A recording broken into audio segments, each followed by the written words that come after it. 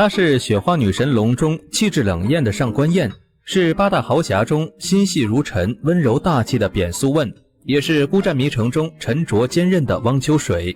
她本是深受网友认可的演技派中生代演员，本来拥有幸福的家庭，但前夫深陷性侵案，自己好心伸出援手，反而被网友指责，两人的感情只能离婚收场。可是她依旧凭借自己顽强的毅力转型复出，再次搏出一路繁花。她就是演艺圈的拼命三娘董璇。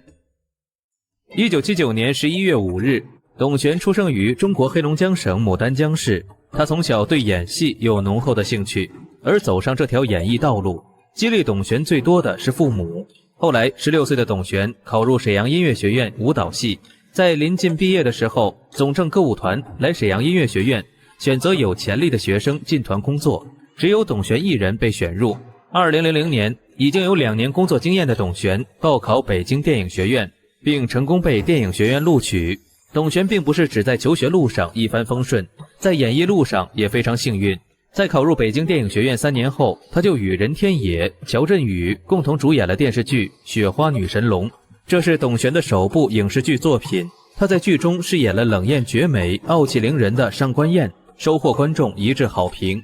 随着《雪花女神龙》的收视率一路飙升，董璇也自然地被很多观众所熟知。第一部影视作品就能收获巨大的成功，董璇无疑是幸运的。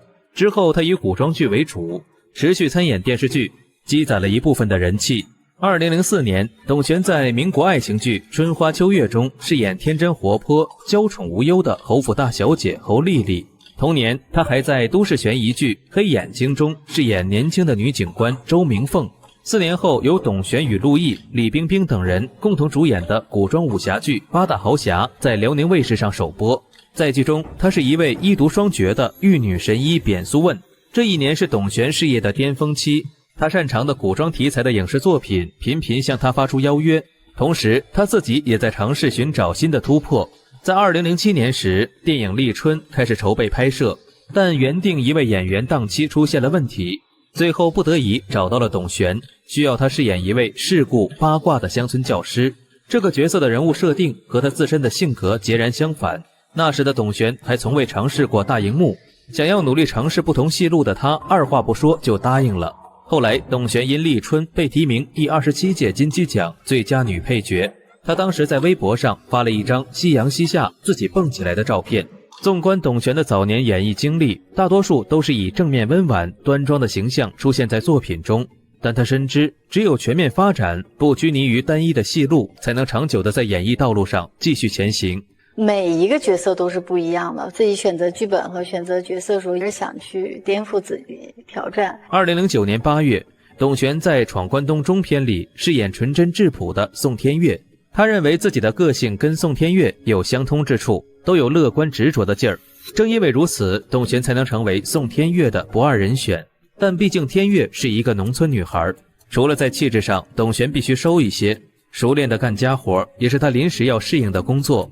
为此，编剧高满堂专门在探班期间为她示范了如何锄地。凭借在剧中出色的表现，董璇再次吸引更多关注，很好地突破了以往的角色限制。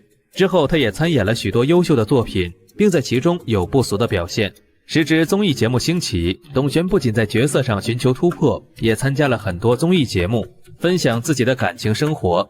在2012年的《非常近距离》中，她就分享了和自己丈夫高云翔的爱情经历，当然不只是感情经历。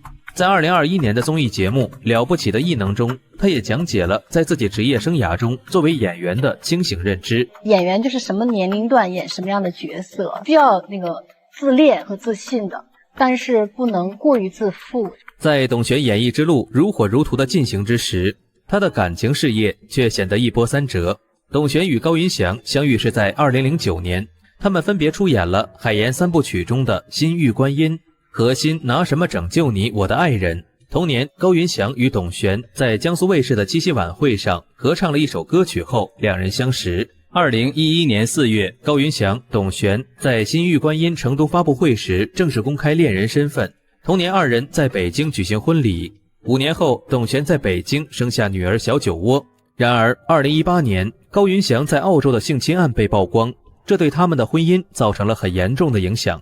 最终两人于2019年离婚。首先就是婚姻就是有风险的，我觉得我还挺坚持自己的，我不太会否定自己。